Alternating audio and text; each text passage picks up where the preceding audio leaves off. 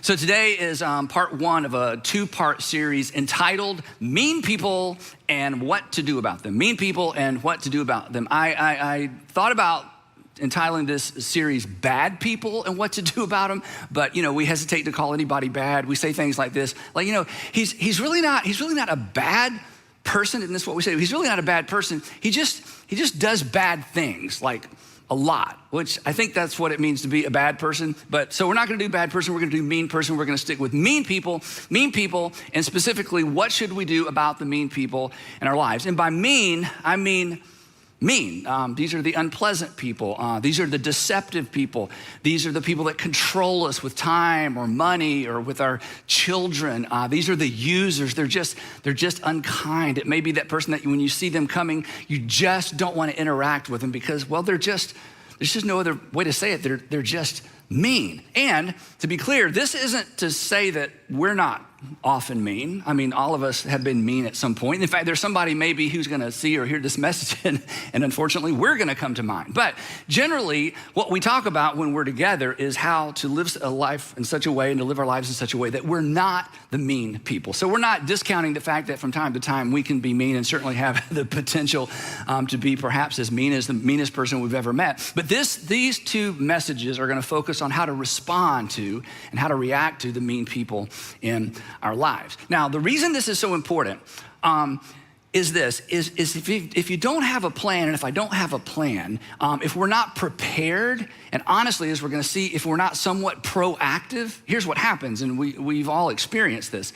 The mean people in our lives, ultimately they gain a measure of control over our lives. And before we know it, we're actually acting like they do. And it feels in the moment as if we have no choice. In fact, if somebody were to hear your story, or when you tell your story and you talk about how you've reacted to or responded to the person that, is mean to you, the person that hears your story is like, well, who could blame you? It's almost like you have no choice. And the reason it feels like we have no choice is this, that mean people, and we don't think in these terms when we're in the relationship, but mean people, without even meaning to, they just keep us off balance. We're just always off balance. We don't know what we're walking into.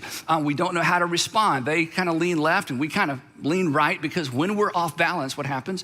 We're forced to compensate. This is why in these relationships, you feel like you're not even yourself. In fact, somebody may have said to you, when you're around him, when you're around her, when you're together, I feel like you're not even yourself. Why? Because, well, when we're around these kinds of people, we are forced to compensate. If somebody walks up and pushes you off balance, everything in you, you compensate to regain your balance. But the problem with a mean person is it is virtually impossible to maintain and keep your balance. I'll give you a quick illustration that actually is a long illustration I'm gonna try to keep short. When my mom, who died when she was 82, when my mom was in her late 30s, she met a young woman in her late 20s that she helped out, and they became lifelong friends. Her name was Alice, and Alice actually used to stay with me, with my sister and me, when my parents would go out of town. So I've known Alice basically my whole life. So then when my mom was in her 70s,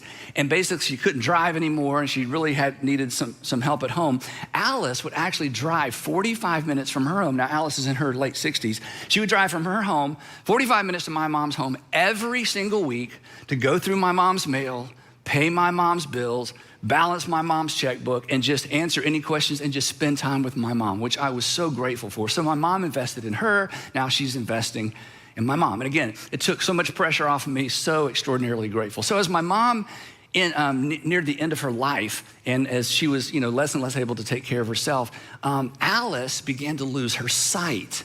And before long, she couldn't drive any longer, and she was basically a shut-in in her own home. And then Sandra, my wife, began doing for Alice what Alice had done for my mom. She would drive over every single week, go through the mail, pay the bills, balance the checkbook, and just answer any questions that she had. And so she was kind of giving back based on what Alice had so graciously done for my mom. So as time goes by, it becomes clear to us that Alice can't stay in her house any longer because technically she was living alone. We'll come back to that in just a minute. And so Sandra convinced Alice that she needed to move to assisted living. Now, if anyone here has ever moved a parent or a spouse's parent to assisted living. It is so complicated, but it's even more complicated when we're trying to move somebody who is not a family member. So Sandra got an attorney. She became Alice's official legal power of attorney. And then she got another friend of Alice's to become Alice's physical or medical power of attorney. So there's kind of Team Alice, but because Alice had never married, she had no kids. She'd pretty much outlived almost all of her friends and certainly her parents and her brother and sister. And so she's alone in the world. And so, we're going to take care of Alice. So about 9 months before the process began to get her into assisted living. So the goal was get her in assisted living. In fact, Sandra found a place 2 miles from our house because we're committed to Alice for the rest of her life. She found this place, and Alice could almost afford it based with her pension and with her Social Security, but there was going to be a gap. So the goal is get her out, clean out her house, sell her stuff, sell the house. She had a little bit of equity, put the money in the bank, and we'll just go from there. So that's the plan. Very complicated, especially when you're not related to the person. Well, anyway, about 8 or 9 months before that process began, an old friend of Alice's showed up at her front door, a gentleman in his late 60s, keeping all this straight, and he said, Alice, I'm destitute. I don't have a place to live. I've been living in my car.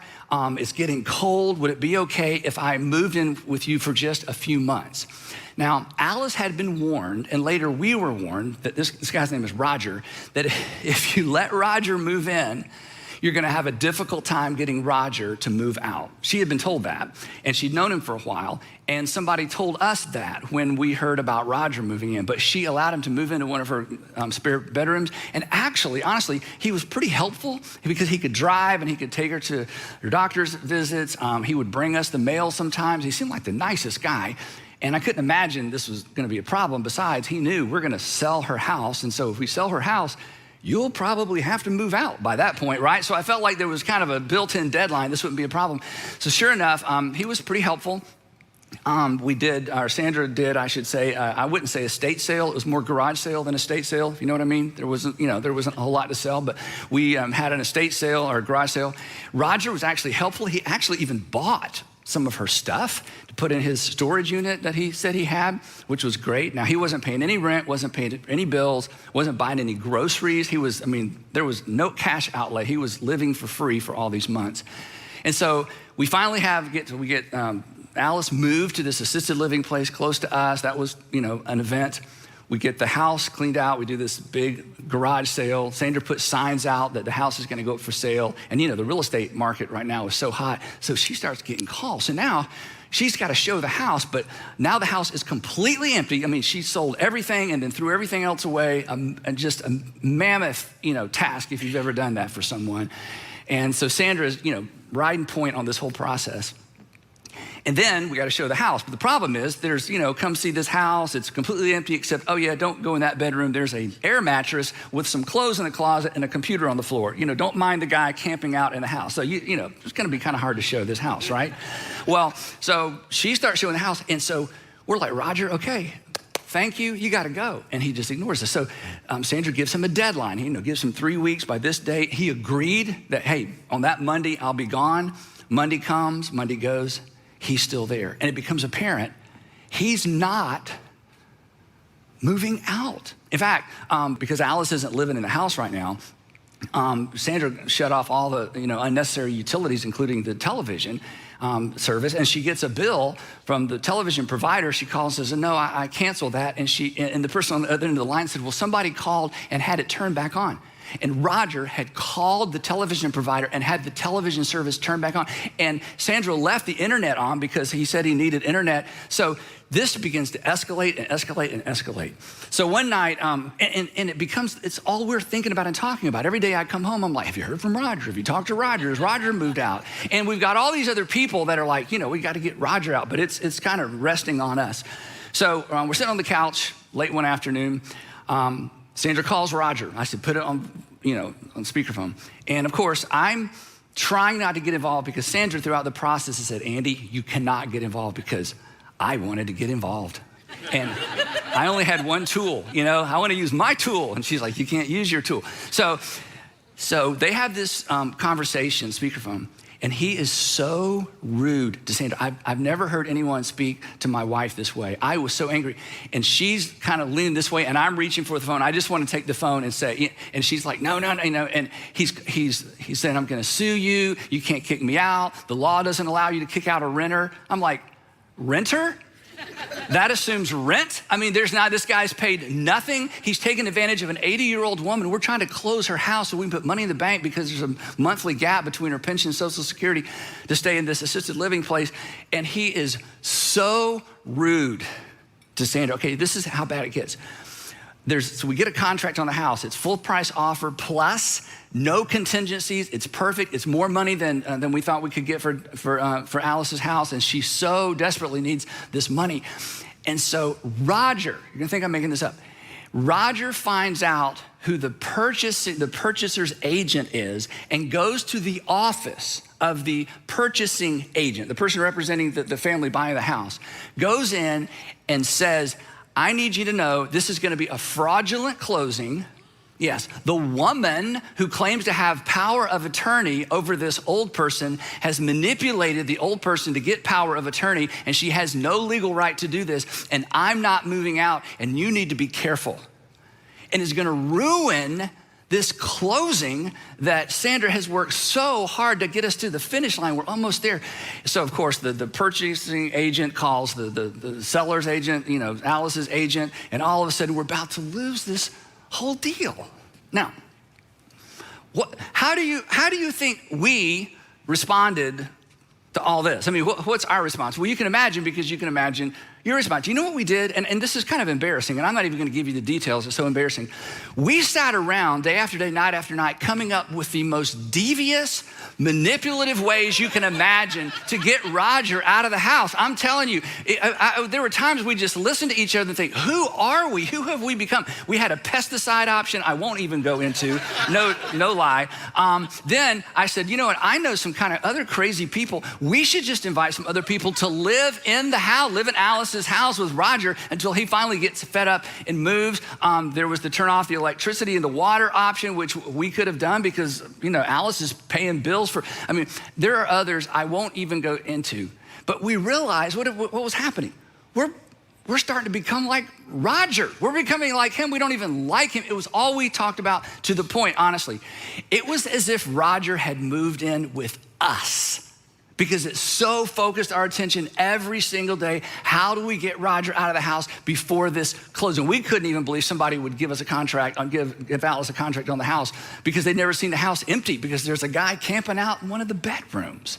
Now, in part 2, I'm gonna come back and tell you how that story resolved. So, yeah, I know, okay, sorry to do that. But the point is simply this, and you know this. It is so difficult to be good to people who just aren't good, right? No matter what kind of faith you have, in the moment, it is so difficult to be kind to people who just, it seems like in their heart, they're just unkind or sensitive to people who are insensitive. The golden rule, it just doesn't seem to apply. The golden rule, do unto others as you would have others. What is it? Do unto you. And this is great until somebody mistreats you. And it's great until somebody mistreats me or mistreats somebody that I love. And for me, in this particular story, it's a double-edged sword, because I loved Alice and I wanted us to help Alice, but I was watching my wife be mistreated at the same time, and I'm supposed to do unto Roger as I would have Roger do unto me. And suddenly the golden rule is out the window. Now it's the iron rule. I just made this up, but you understand the iron rule. It's do unto others as they have done unto you, right? And this doesn't only feel natural. It doesn't only just feel natural to treat people the way they've treated us. In the moment, it just seems right. It just seems fair. And in fact, if I were to go into detail about some of these crazy ideas we had to get Roger out of the house, after hearing just the part of the story I've told you, you would be like, well, yeah. I mean, why wouldn't you do all that? It just seems right. It seems fair. It seems just. It seems even.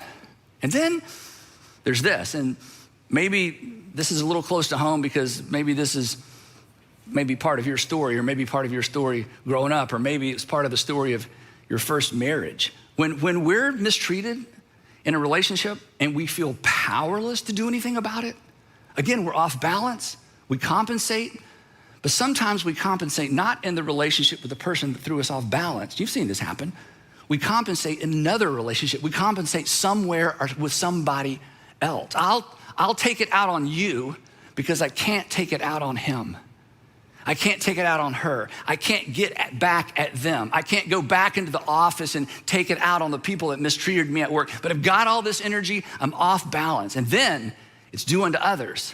It's due unto others as someone else has done unto you. So round and round and round it goes. And you know what? We've all been there at some level. Maybe not a big level, but at some level, we've all, been a part of this dynamic. So here's the question. Here's what we're talking about. What do we do? I mean, what do you do about the mean people? Maybe it was your ex. Maybe it's a neighbor. Maybe it's a boss, a sister, a sister-in-law. And there's just no way to extricate yourself from the relationship because of the nature of the relationship, but they're just mean. And it's fun, I'll admit it, it's fun to daydream about getting even. But the problem, of course, is, and you know this, is that getting even makes us even. Getting even makes us even with someone that we don't even like. It makes us like someone that we dislike. So what do? You can't ignore them, right? That's impossible. And if you ignore them, you know what they do, right? They just keep chipping away. And eventually we break and we react.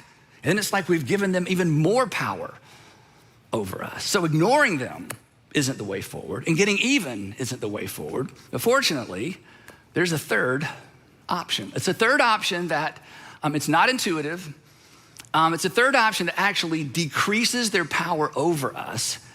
And honestly, it's the third option that allows us to guard and protect our hearts. And it positions us, when this is said and done, to tell a much better story. Of course, the way forward is taught and modeled by Jesus, but it's also modeled in the Old Testament by a relatively unknown individual whose life intersects with the life of David. Now, many of us, if you grew up around church or in church, are familiar with who King David was. But this event doesn't take place when he's King David or even Shepherd Boy David. This event takes place when he is fugitive David. After David, as a teenager, killed Goliath, you remember that story, he becomes a hero, a national hero in Israel, in ancient Israel. And so King Saul, the king at the time, draws him in close because David's a leader, he's a national hero. You want to keep your friends close, you want to keep your potential rivals even closer. And then King Saul gets word that some rogue prophet has gone to David's home as a little boy and anointed David to be the next king of Israel. Now, this is a real problem if you're already the king, because not only do you want to finish out your years as king, you want your son, in his case, Jonathan, to become the next king. So this is now this is messing with this dynasty. So King Saul tries to kill David. David escapes. He becomes a fugitive. He's living out in the wilderness. He's had to leave his family over time because he's a leader. He attracts other men like him, other angry, mistreated outlaws. Before long, he has his own little miniature army of about 600 men, plus their wives and all their stuff.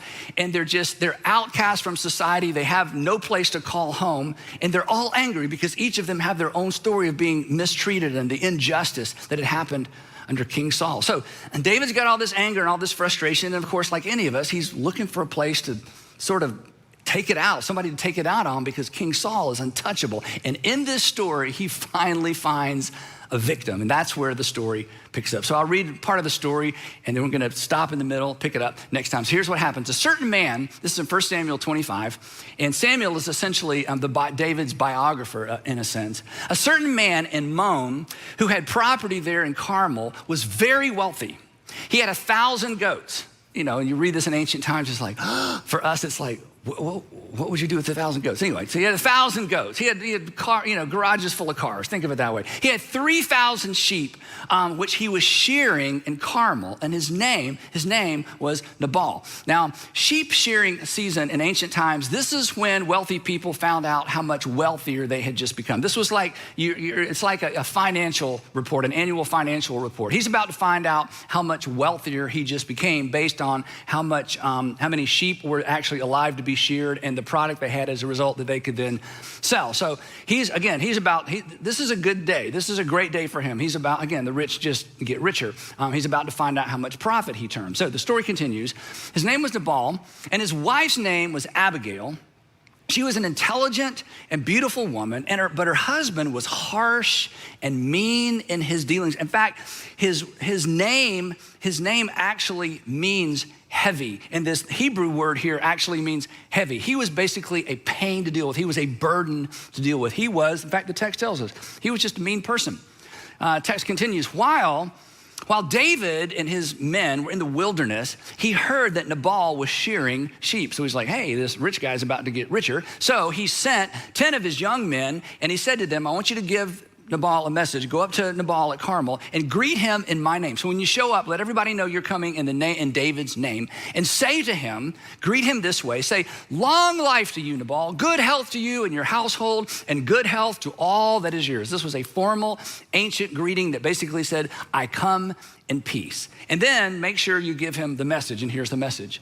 When your shepherds were with us, we did not mistreat them. The whole time they were at Carmel, nothing of theirs went missing. In other words, while your shepherds were out watching over their flocks by night, night after night after night during that season, our men were all around them all the time, and we never stole anything. So there's a sense in which your profit is due in part to our protection. Not only did we not allow our men to steal anything from you, we didn't allow the other rogues in the area to steal anything from you as well. And he said, and if you don't take my word for it, the message continues this way. Ask your own servants, and they'll tell you. Therefore, be favorable toward my men, since we come at a festive time. And please, if you would, please give your servants and your son David whatever you can find for them. In other words, you're gonna have extra.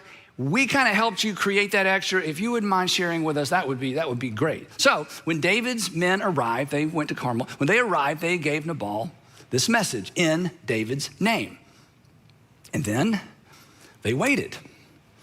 And they waited, and they waited, because Nabal was making them wait. Now, while they're waiting on Nabal, I just want to say a word about David. And this is going to be difficult for some of us, again, based on our view of David growing up in Sunday school or church, but when you read his biography, David was a very violent man. He was not someone to be trifled with. When he lived in the land of the Philistines, he regularly raided Philistine villages and would murder every single person in the village, so there would be no one left to tell the tale. In fact, his biographer describes it this way, that whenever David attacked an area, he did not leave a man or a woman alive, but took sheep and cattle, donkeys and camels, and all the clothing. So he was a dangerous and violent man, even by ancient standards. So Nabal should have known better, because certainly he knew the reputation of David, the warrior. So anyway, he keeps them waiting, but eventually Nabal sends his answer, or perhaps he comes out and gives the answer himself. It's not clear. Nabal answered, here's what he said. Nabal answered David's servants, who is this David? You come in David's name. Who is David? Who is this son of Jesse? So he knew who David was, but he's like, you know what? Yeah, we've heard of David, and you think he's such a big deal. He's not such a big deal. Who is this guy? Hey, come on. He's just one of many. Many servants are breaking away from their masters these days. Your master is a nobody. Your master is an outlaw. I didn't ask for his help. I didn't need his help. I don't owe him anything. So no, I'm not going to share with David and his band of merry men. You are dismissed. Why? He says, why? Why should I take my bread and water and the meat I have slaughtered from my shearers and give it to men coming from, where did you come from again? So no, you're dismissed. So David's men turned around and they went back, and when they arrived, they repeated every word. And then David said to his men, oh, well, it was worth a try. No, David actually said to his men, each of you strap on your sword. So they did. And then an interesting detail in the text, and David strapped his on as well. In other words, you mess with me and you will see. You mess with me and you will pay. Now, there's a reason, I think, why the author highlights David arming himself with his sword, because David's sword was like no other sword. David's sword was actually a reminder that he did not need to return evil for evil. David's sword was actually a reminder that he did not need to take matters into his own hands. In fact, I'm just curious, do you know where David got his sword? Anybody? Goliath, that's right. He got a sword from Goliath. So Goliath's sword is a visual aid of God's promise of protection and provision to David. God had chosen him. God had raised him up as a teenager. God had anointed him as king. He did not need to take matters into his own hands. Of anybody on the planet at that time, David was the one person who could turn to God for help, and God would in fact intervene on his behalf. But David is hurt. David's angry. And he can't see any of that. To him, it's just an oversized sword. The story that goes with the sword, he's forgotten the story. He's forgotten God's provision because he's so angry and he's so hurt. And he redirects his frustration with King Saul, who's untouchable, toward Nabal. So about 400 men, this is amazing, about 400 men went up with David. 400 men. Okay, this was an overreaction of epic proportion. This was going to be a massacre. We've all heard that hurt people hurt people. This is a case of hunted people hunt people. So he sets out. And it's so interesting because the biographer, once again, lets us get inside David's head. He begins internally to build up a head of steam, to build his case. He's gonna build a case to justify what he's not 100% sure he should be doing. You ever do that? You're kind of driving home and you're kind of building up a head of steam. You're practicing your script, or you're driving to work, or you're thinking about that afternoon when you see him or you see her. We have those imaginary conversations, at least I do. In my imaginary conversations, I think I've told you this before, when I have an imaginary conversation with people, they're spectators, listening to me give this person a piece of my mind, and then I have like this incredible one-liner, and the person who's my enemy, they're like, oh, you're right, your logic is unassailable, and they just kind of melt off into the distance, and everybody's like, Andy, and it's not quite like that. But anyway, you have those conversations in your head where you're just gonna say just the right thing, and then you're gonna win, Hey, Andy, I got an idea. I think this was Sandra's idea. Hey, let's go into the house when Roger's not there and slice his air mattress, fold it up, put it on the street with his clothes and his computer and change the locks. It might have been my idea. Anyway, you just visualize, what can we do to get back at this person that has done so much to us? In fact, here's what the biographer says, that David had just said to his guys. It's been useless, all my watching over this fellow's property, kind of building up his case, in the wilderness so that nothing of his was missing. All this I've done for him. Think of all the things I've done for him. Think of all the nights we stayed up. Think of all the things we could have stolen. Think of how wealthy we could already be. But what has he done? He has paid me back evil for good. Then he invites God into the equation. May God deal with me, be it ever so severely, if by morning I leave one male of all who belong to him alive. In other words, I'm gonna murder him, I'm gonna kill his male servants, and I'm gonna kill his sons. That'll teach him to treat me this way. So we're gonna pause the story there, but here's what we have so far. We got two characters. We have two responses, and we have no hero, right? We have Nabal, we have David, evil for good. David did good, he responded with evil. David, who's about to do evil for evil. Nabal is somewhat maniacal, and David is about to be predictable. Who could blame him for what he's about to do? And sometimes, again, it just seems like evil for evil is the only option. Turns out, as I said earlier, it's not. There's a third option. And we're gonna talk about that in part two. But here's what I want you to do between now and part two. I wanna give you 4 questions to think about. And again, I would prefer you not to think about these through the filter of other people, but just through what's going on right now in your life with the people that are difficult to deal with. You may not consider them mean people. It may not be an extreme, or it may be very extreme. But I want you to process these questions through the filter of what's going on right now in your life. And parents, I can't overstate the importance of this. Parents, I think you need to teach these 4 questions to your children, because your children have or will face some very mean people. And their natural reaction, like our natural reaction, will be evil for evil, or to allow that person to continue to control them. And as a parent, this is so difficult to watch. And sometimes as a parent, it's tempting to coach our kids to power up, to return evil for evil, because we will feel better, right? See, these are 4 questions for us. These are 4 questions for our kids. Question number 1 is this: do you want to be even with someone you don't even like? No, I already know the answer to this question. No, we don't. But our natural response to mean people oftentimes is an attempt to get even with people we don't even like, to be like someone that we would readily admit that we dislike.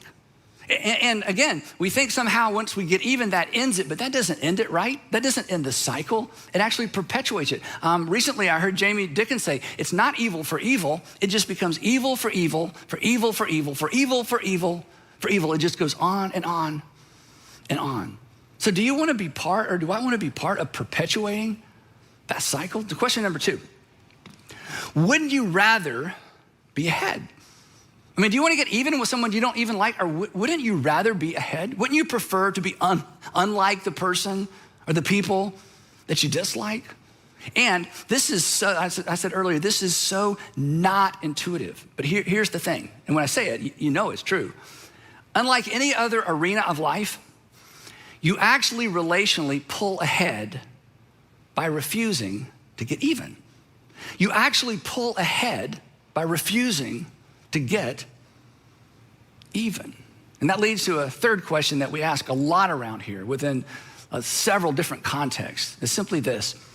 In fact, this is third question. Don't miss next time, because this third question is a question that the character that we will introduce next time actually baits David into asking about his own future. And the third question is this: when this is nothing more than a story you tell, what story do you want to tell? When your response to this current relationship is nothing more than a story you tell, what story do you want to tell? Do you want to tell the story that I ended up just like the person that I disliked because I allowed them to infuriate me into acting just like them? It's not a good story. It's not the story that any of us want to tell. And then the fourth question is the on-ramp to the solution. The fourth question is the on-ramp to pulling ahead. And the fourth question sets us up and puts us in this uncomfortable space that we know we probably should step into. And if you're a Jesus follower, if you're a Christian, you know with certainty you've been called to step into. But it's so uncomfortable. The fourth question is this: what would it look like? And you don't have to commit to this. You just have to have an internal conversation. What would it look like to return good for evil? Not just refuse to react or to react in like kind, but to be kind. Not just refuse to be bad, but to take seriously the words of Jesus, because he was so direct about this. I mean, this, a lot of things Jesus said we have a hard time figuring out. This is too clear. He said, I want you to do good to those who mistreat you. Don't just put up with them. Don't just forgive them. Don't just ignore them. Don't just try not to be like them. Jesus says, nope, that's not enough. I want you to think through how to do good to those who mistreat you. Because Jesus knew that doing good to people who have not been good to us is ultimately what frees us, what protects our heart. Getting even is natural. It's predictable. Jesus has invited us to be unpredictable. Jesus has invited us to do something extraordinary. It's as if he's saying, don't be predictable. Don't write a predictable story. Write a remarkable story. Write that story that's worth telling. And what will determine whether or not that story is worth telling is not what the other person does, because you have no control over that. It is 100% right here in our decision whether or not to respond either in like kind or to be kind, to do good for those who have mistreated us. Remarkable begins with an honest answer to this question. What would it look like? What would it look like to return good for evil? What would it look like to do good to the person who has mistreated you? because you don't pull ahead by attempting to get even. And we will pick it up right there next time in part 2 of Mean People.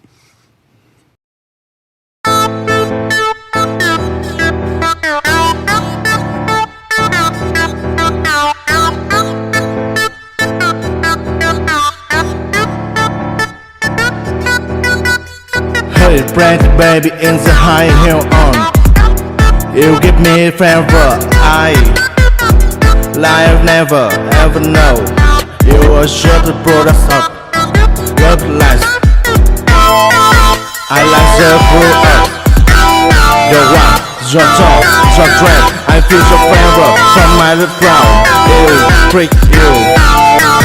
I'll be my car, and we in the town. Just give me baby, and tell me try that you the one for me. The way you make me feel, the way you make me feel, you really turn me wrong. You really turn me on. You knock me up off my feet. My lonely days are gone.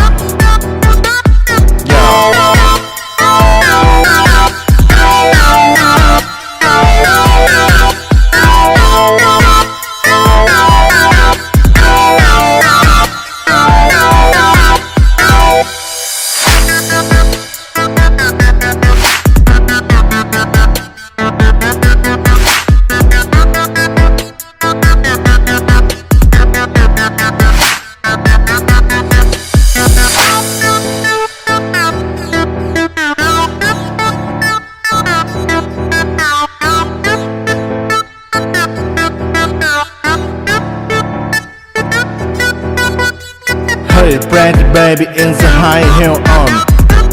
You give me favor, I life never ever know.